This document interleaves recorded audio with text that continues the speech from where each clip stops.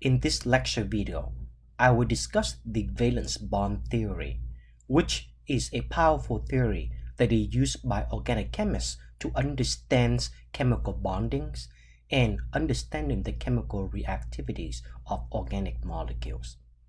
Now, so in comparison to the Lewis bonding theory, the Lewis bonding theory is quite simple and it's too simple in a way that it is a little bit oversimplified, and it therefore lacking the explanation power. So the Lewis bonding theory is easy to use and is very quick. However, it's too simple. So using the valence bond theory, which basically consists of quantum mechanics in it, it provides us enough power in which it's not too complex, and it does provide us enough information that will allow us to explain many of the chemical reactivity that we see here in organic chemistry. So of the three bonding theory, the valence bond theory is actually the most commonly used theory here in organic chemistry. And according to this valence bond theory, atom hybridizes the orbital before bonding would occur. And hybridization is basically the mixing of the atomic orbital to produce a set of degenerate orbitals.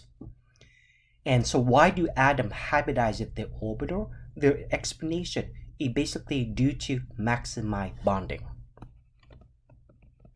Now, so we see the following.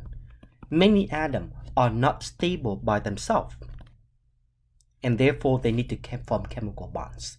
And the more bonds that an atom can make, the more full orbitals that it would have, and therefore the more stable it would be. So basically, more bonds equal to more full orbital.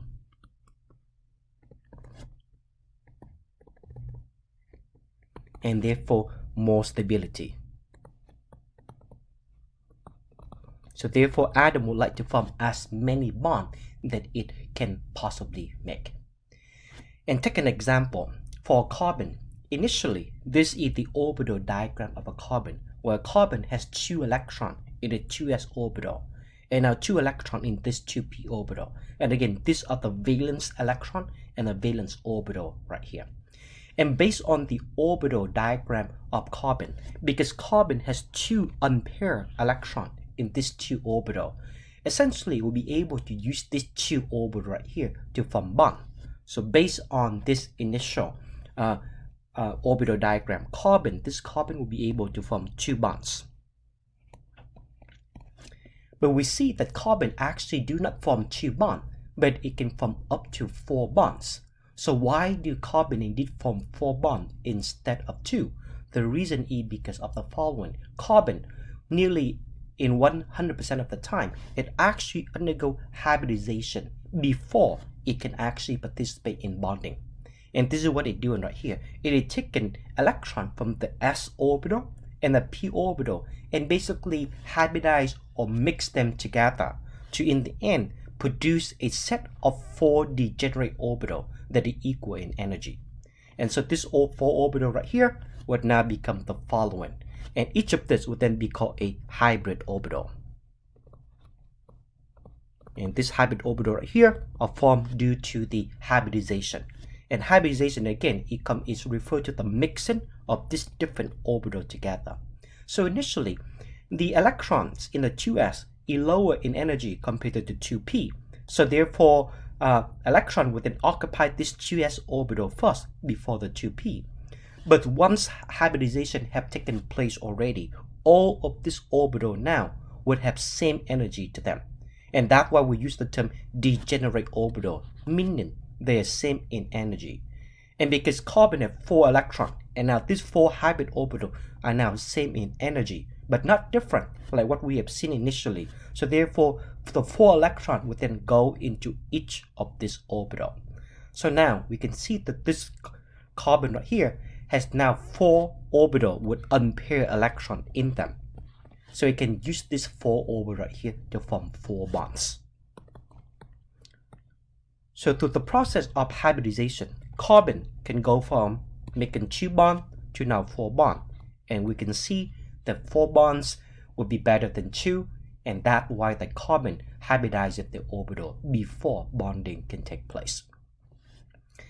And please recognize some of the following. According to the valence bond theory, only atomic orbital in the same valence shell can hybridize. For example, 2s can hybridize with 2p, and 3s can hybridize with 3p or 3d, but then 2s cannot hybridize with 3p. So they have to be in the same valence shell in order for them to hybridize with each other. And the number of hybrid orbitals that is being produced would then equal to the number of atomic orbitals that are involved in the hybridization. So if we were to have, so first of all, let's describe this a little bit. Atomic orbital refer to the orbital of the atoms initially. So if we were to have different, this 4 orbitals right here hybridized together will form 4 of this hybrid orbital. Versus if we have only these 2 orbitals right here hybridized with each other, then will form only 2 hybrid orbitals. So that's what this statement right here is saying, that the number of atomic orbitals involved in the hybridization is equal to the number of hybrid orbitals that would be produced. And there are different types of hybridization that would involve different number of the orbitals. And we'll discuss that in a little bit. And before we mention further about the different types of hybridization, it's important for us to recognize that different types of hybridization are dependent on the types of hybridization that the atoms undergo. They will have different electron geometry. For an example, let's say that here are the standard atomic orbitals that involve in the hybridization. If we were to have one s orbital hybridized with one p orbital, overall we have one here and one here. So there are 2 orbitals that are involved in this hybridization. We'll then be able to produce 2 hybrid orbitals. And now this hybrid orbital right here will then be referred to as an sp orbital.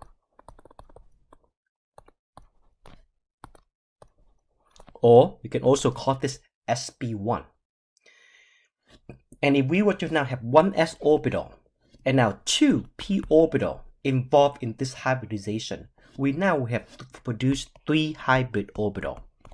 And these 3 hybrid orbitals right here, each of them will then be referred to as an sp2.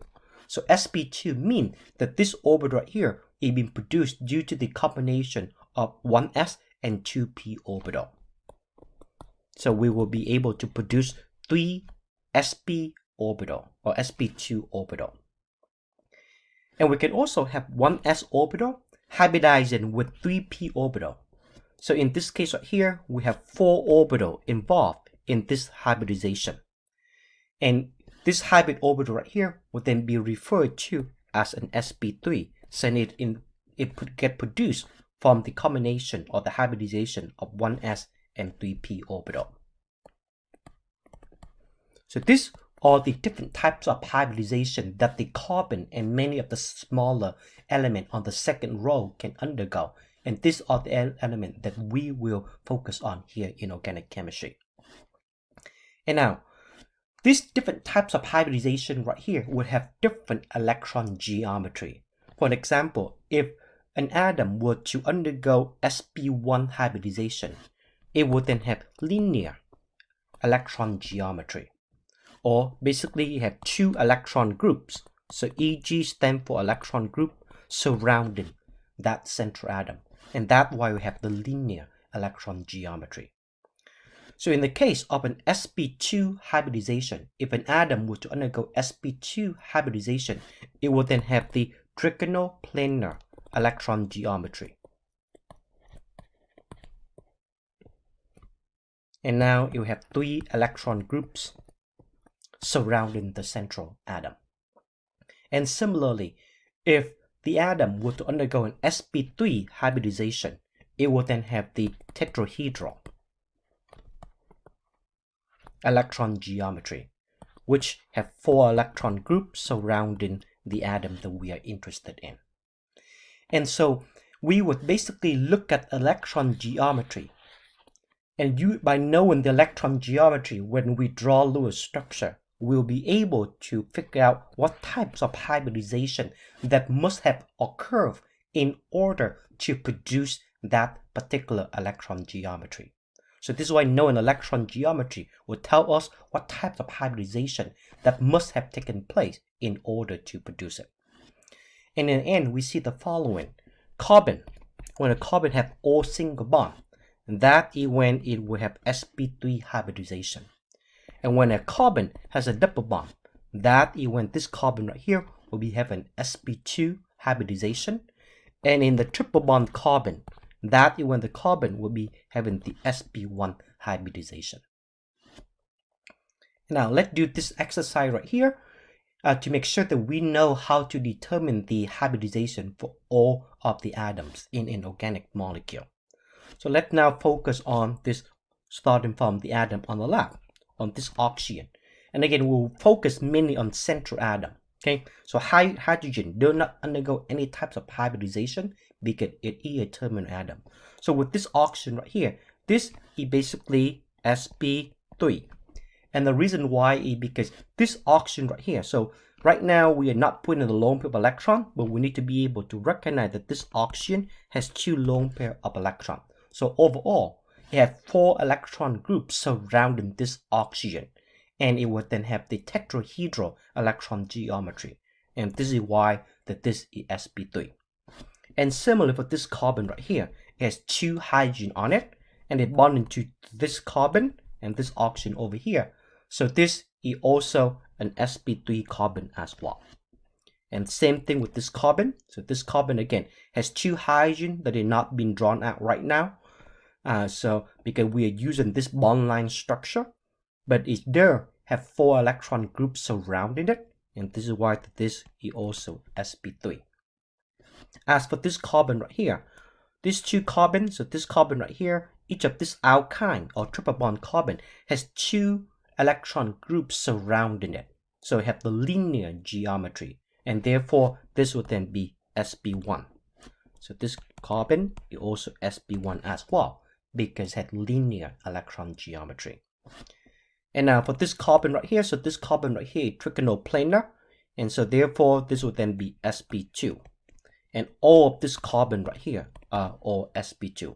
Now please recognize that there is a hydrogen right here, so therefore each of this carbon in this benzene, in this case right here, they are all trigonoplanar, and this is why that they're all sp2.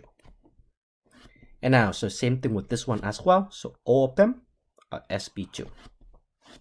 And moving on to this carbon right here is now sp3. And as for this carbon, this is trigonoplanar, so this will then be sp2. And now moving on to this oxygen. So what would be the hybridization of this oxygen right here? So in this case right here, this oxygen has 3 electron groups surrounding it. So make sure you put in the lone pair electron, and when we do that, we see that this oxygen right here has 3 electron groups. So therefore, in a way, this is trigonoplanar, and this is why that this is also sp2 as well. Okay. Now this nitrogen right here, in this case right here, it is tricky. It has a lone pair of electron on it, but because this lone pair of electron right here is involved in resonance with this carbon-oxygen double bond right here, that later on we'll refer to as a carbonyl. So because this electron right here is involved in resonance in this, it is actually not sp3, but it's actually sp2. And we'll discuss this later when we discuss resonance. And lastly, this carbon over here, this would then be sp3. So this would be the hybridization of all of the central atoms and all of the molecules that we see here in this case.